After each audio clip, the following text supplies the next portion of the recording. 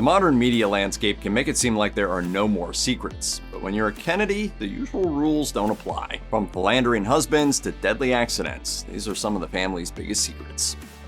When she was born, Rosemary Kennedy may have seemed like a healthy baby, yet the details of her 1918 birth contain hints that something went wrong. Her mother Rose's doctor was unable to get to the Kennedys' Brookline, Massachusetts home to assist with the birth. A midwife allegedly told Rose to delay pushing for 2 hours, which may have led to oxygen deprivation and Rosemary's subsequent developmental delays. The Kennedys included Rosemary in their many activities, including a 1938 presentation to King George VI and the future Queen Elizabeth. But with their family politically ascendant, Rosemary's intellectual delays and sometimes violent behavioral issues were considered liabilities.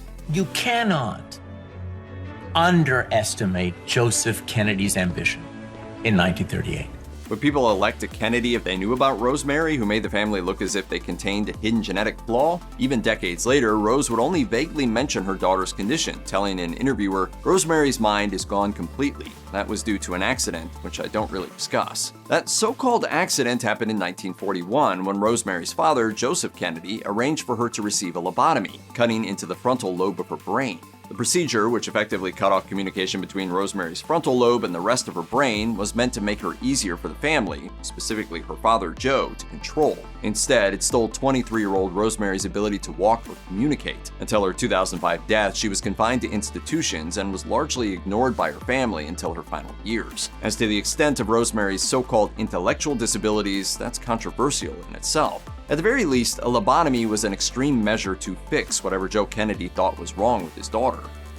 When Jacqueline Bouvier married John F. Kennedy in September 1953, it seemed like a fairy tale, but the reality was complicated. Numerous accounts indicate that not only was JFK routinely unfaithful to his wife, but that Jackie was keenly aware of it. But the Bouvier and Kennedy families came from powerful society circles where a husband's infidelity was often considered a given. In that world, it was often deemed better to maintain privacy and dignity. It doesn't mean Freudian slips aren't allowed. You're pretty much in love with him, aren't you? Oh, no. I said no, didn't I? Author J. Randy Taraborelli told People magazine that Jackie considered divorcing JFK on at least 2 occasions, including when JFK stayed away after she suffered a traumatic stillbirth, but was dissuaded by her own family. Another unconfirmed rumor maintains that Joe Kennedy offered Jackie a $1 million bribe to stay, with Jackie purportedly replying that the amount would have to hit $20 million if JFK brought home an STD from one of his mistresses. While many people would argue that being descendant from immigrants and working-class folks is nothing to be ashamed of, that wasn't the world in which the Kennedy family moved. Perhaps that's why Jackie's paternal family, the Bouviers, engaged in some creative genealogy. Her grandfather, Major John Venu Bouvier Jr., published a 1940 family history titled Our Forebears, in which he claimed the Bouviers were descendant from a line of French aristocrats. However, it appears that he got his Bouviers mixed up. The family's true progenitors, also named Bouvier, were working-class business people. When ancestor Michel Bouvier made it to Philadelphia in 1815, he at least made good money as an importer and cabinet maker, bringing cash if not ancient prestige to the family name. Meanwhile, members of Jackie's maternal line, the Lees, reportedly claim they came from the high-class Lees of Virginia. They were actually descended from Irish immigrants who arrived in the country considerably after the other colonial-era Lees. Later on, as the press made the Bouvier-Kennedy marriage out to be a union of aristocrats, writer Gore Vidal sniffed, "I mean, they were somehow Plantagenets and Tudors. It was just nonsense. They were pretty lowly born." Even today, over 50 years later, the reality of what happened in Ted Kennedy's car on the island of Chappaquiddick, Massachusetts is muddled, at least in part because the Kennedy family attempted to keep it under wraps. The basic outline of the incident is as follows. On the night of July 18, 1969, Senator Ted Kennedy's car went off the Dyke Bridge on Chappaquiddick. Inside were Kennedy and aide Mary Jo Kopechne. Mary Jo was one of the most devoted members of the staff of Senator Robert Kennedy. She worked for him for 4 years. You pretty much know the story from here, and all those decades later, we're nowhere closer to finding out what went down. Because Kennedy didn't contact authorities until around 10 a.m. the next day, there was no way to test his blood alcohol level at the time of the accident, so he was only charged with leaving the scene of an accident, received a 2-month suspended sentence, and was briefly banned from driving. The accident effectively ended his immediate presidential ambitions, but eventually public support for him actually grew thanks to the efforts of the Kennedy legal and public relations teams, so much so that he came very close to unseating sitting President Jimmy Carter in the 1980 Democratic primary. For people like Rose and Jackie Kennedy, it was understood that their spouses were going to be unfaithful. With a focus on maintaining their own dignity and the image of the family, things simply had to be kept private for the good of the Kennedy name.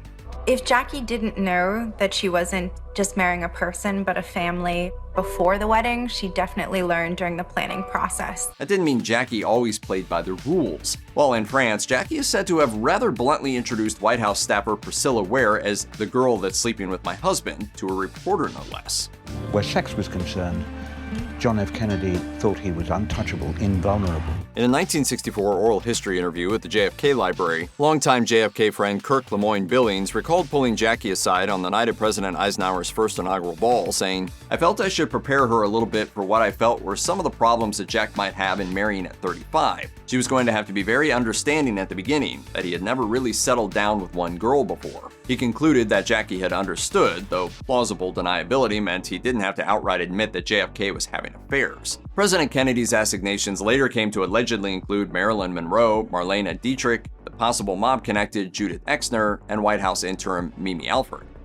Though he may have presented himself as a vibrant young president, the truth is that JFK dealt with health issues for many years. Even while still a child, he experienced the first symptoms of what would be lifelong digestive issues, as well as a host of other ailments, including a duodenal ulcer. He also had a serious illness as a toddler. When Jack is 2 years old, he contracts scarlet fever, and he is basically sick for the rest of his life. His back proved to be so painful that he underwent 4 back surgeries between 1944 and 1957. But far from helping him, these procedures introduced even more problems, including bone infections and abscesses. While his spinal issues were debilitating, there was an even more serious issue: Addison's disease. The adrenal condition meant that JFK couldn't produce stress-managing hormones and had a difficult time managing his sodium, potassium, and glucose. He was so ill that his father had put cortisone treatments in safe deposit boxes around the country if he ever needed them because of his Addison's disease. At the time, treatment for adrenal issues included steroids, which may have given JFK osteoporosis and exacerbated his back problems. Kennedy was basically a walking pharmacy when you consider his many medications, including painkillers, sleeping pills, amphetamines, antibiotics, hormones, and more.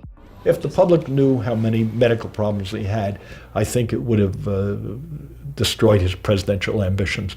Yet, somehow, Kennedy managed to hide most of this from the public. In fact, he was careful to present himself as physically active. To voters, JFK was a smiling, suntanned young father who established the President's Council on Physical Fitness. Exercise actually helped manage some of his symptoms, which further built up his vital image. On occasion, he even outright denied having Addison's disease, such as when then-rival Lyndon Johnson brought it up on the 1960 campaign trail. When Jackie gave birth to a stillborn daughter in 1956, JFK may well have been on a yacht with a mistress, as Jackie's friend Carly Simon suggested to NBC News. Jack couldn't be reached for a couple of days, and it was Bobby who went to the hospital.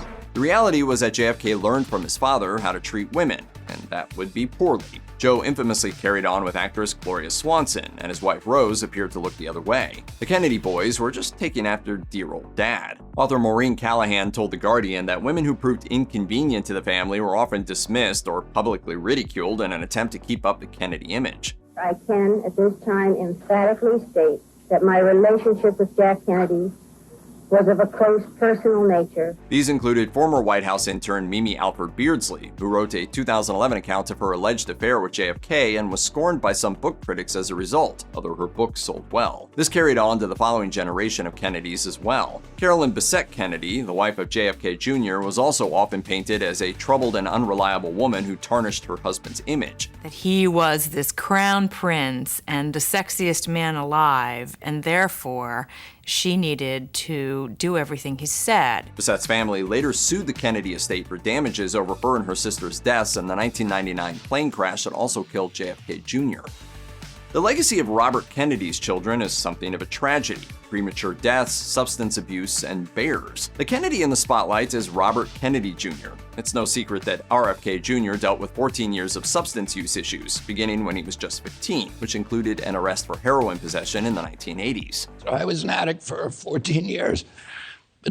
Starting when after my dad died till I was 28 years old. Kennedy's subsequent recovery has undoubtedly inspired many, as do other facts about the man. But if you thought that meant that his powerful family would support his presidential aspirations, well, you just don't know politics. He's trading in on Camelot, celebrity, conspiracy theories, and conflict for personal gain and fame. Maybe the family just didn't want the bear story to get out. Kennedy himself posted an August 2024 admission on his X account, admitting that he had left the remains of a bear cub in New York City's Central Park in October 2014. RFK Jr. claimed that he'd witnessed another car strike the animal upstate. Intending to use the fur and meat, he retrieved the remains. But with a busy day and with a pending flight, he didn't have time to go home first to drop off his roadkill. That's when it got weird. I said, let's go put the bear in Central Park and we'll make it look like he got hit by a bike. It'll be funny for people. That's right. Egged on by drunk friends, Kennedy dumped the dead cub beneath a bush in Central Park, and he went nearly 10 years before confessing. If anything, RFK Jr. missed out on capitalizing on the cocaine bear craze of 2023 to reveal his own dead bear pranks. Timing in politics is everything.